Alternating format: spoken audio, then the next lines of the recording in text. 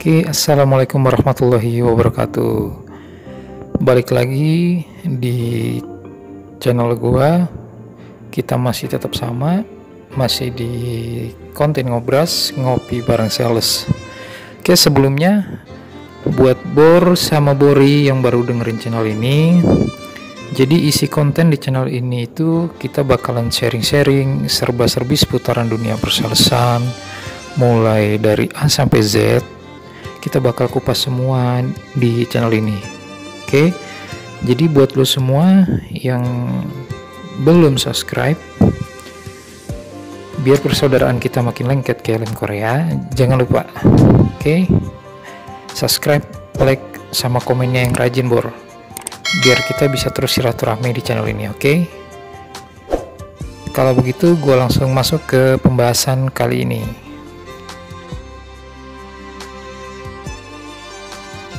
Ngelanjutin pembahasan di video gue sebelumnya Bor. Kali ini kita akan tetap sama ngebahas masalah pekerjaan apa yang pantas atau pekerjaan yang tepat untuk seorang fresh graduate. Di luar apapun latar belakang pendidikan kalian, gue pikir tujuan dari setiap orang itu hampir sama deh. Dia bersekolah, menyelesaikan pendidikannya, di luar apa status pendidikan terakhir lo. Pasti yang jadi harapan dan impian kita itu agar bisa menjadi orang yang berpenghasilan, memiliki kehidupan yang berkecukupan, punya tabungan masa depan, memiliki jaminan kesehatan dan hari tua, dan jauh dari kondisi yang serba kekurangan. Dan sudah sewajarnya ketika kita sudah menyelesaikan pendidikan kita, selanjutnya kita akan mulai mencari lowongan pekerjaan. Dan ada kalanya beberapa lowongan pekerjaan yang ada dan kita harapkan ternyata tidak bisa kita dapatkan, entah karena faktor internal ataupun faktor eksternal yang ada pada diri kita. Sebagai seorang yang baru di dunia pekerjaan, kita ini diibaratkan kertas kosong yang belum terkena tinta pena, Bor. Kenapa gue bisa bilang begitu? Gue bukannya tidak melihat ilmu yang kalian dapatkan dari hasil pembelajaran kalian ketika masih sekolah ataupun kuliah. Tetapi, dalam konteks ini, terkadang bekal ilmu yang kita dapatkan itu berbeda ketika kita akan mengaplikasikannya di dunia pekerjaan. Sering kok gue melihat bahwa setiap korporat mencari calon pegawainya itu menyelipkan persyaratan yang jauh dari yang kita punya. Seperti expert di bidangnya, memiliki pengalaman pekerjaan yang sama, mencari calon pegawai yang memiliki orientasi tinggi terhadap perusahaan, bagus dalam kerja sebagai tim ataupun perorangan, dan dapat bekerja di bawah tekanan. Nah, dari itu semua, apa lo yang notabene-nya adalah seorang fresh graduate sudah memenuhi persyaratan? Pengalaman kerja? Apa yang lo punya, Bor? Apakah lo termasuk orang yang memiliki orientasi tinggi? Atau lo baik dalam hard skill ataupun soft skill sebagai seorang calon karyawan atau pegawai? Bisa aja kita menuliskan itu semua dalam surat lamaran yang kita kirim kepada perusahaan. Tapi, apakah lantas pihak perusahaan bisa langsung memutuskan bahwa kita layak menjadi calon pegawai yang mereka cari? Yang dimana ketika kita dihadapkan oleh seorang pewawancara, diri kita tidak mencerminkan itu semua. Lo harus ingat, Bor, dia yang ditempatkan sebagai penguji saat wawancara sudah berhadapan dengan ribuan pelamar seperti lo, yang artinya dia dianggap layak oleh perusahaan untuk menilai, melihat, serta memutuskan apakah kita benar-benar layak untuk bisa bergabung di dalam perusahaannya.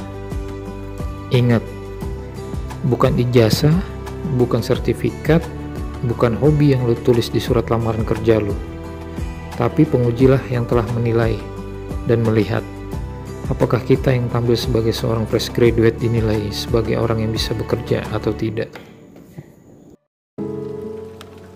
Sekarang, gue mau lo semua sama-sama buka diri dan pikiran, Bor. Silahkan kalian renungin. Dan coba terima poin pokok yang mau gue sharing di sini, oke? Ingat ya, jika yang gue sharing ini bisa berdampak baik, lo bisa ambil poinnya. Dan begitu juga sebaliknya. Jika memang lo rasa poin-poin yang bakal gue sharing ini kurang berkenan atau sekiranya kurang baik, ya lo bisa skip deh.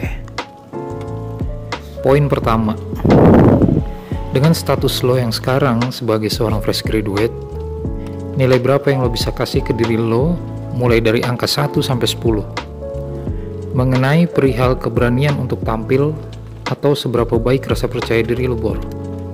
Poin pertama, kalau memang lo sekarang sudah menilai diri lo mempunyai modal yang baik dalam hal keberanian untuk tampil atau lo memiliki rasa percaya diri yang cukup, itu udah bisa jadi pondasi awal yang bagus buat lo. Lantas, bagaimana buat kalian yang merasa kurang atau belum terbiasa melatih keberanian untuk tampil? Atau masih sering merasa kurang percaya diri? Jawabannya, ya mulai saat ini, lo udah harus melatih dan membiasakan diri lo menjadi orang yang lebih berani dan percaya diri. Menurut pengalaman kerja gue, Bor, di perusahaan apapun dan di posisi apapun nantinya lo bekerja, poin pertama ini akan sangat menentukan ketika lo mulai menjadi seorang pegawai atau karyawan di sebuah perusahaan. Oke, poin kedua, sekarang lo nilai lagi diri lo sendiri. Seberapa keras kemauan lo untuk belajar dan menerima hal-hal baru.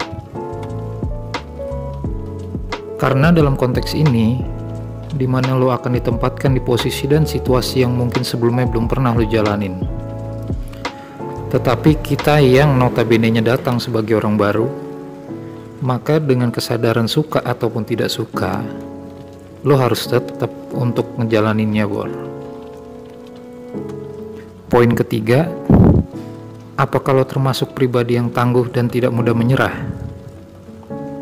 Serta poin terakhir atau keempat, kejujuran dan keterbukaan.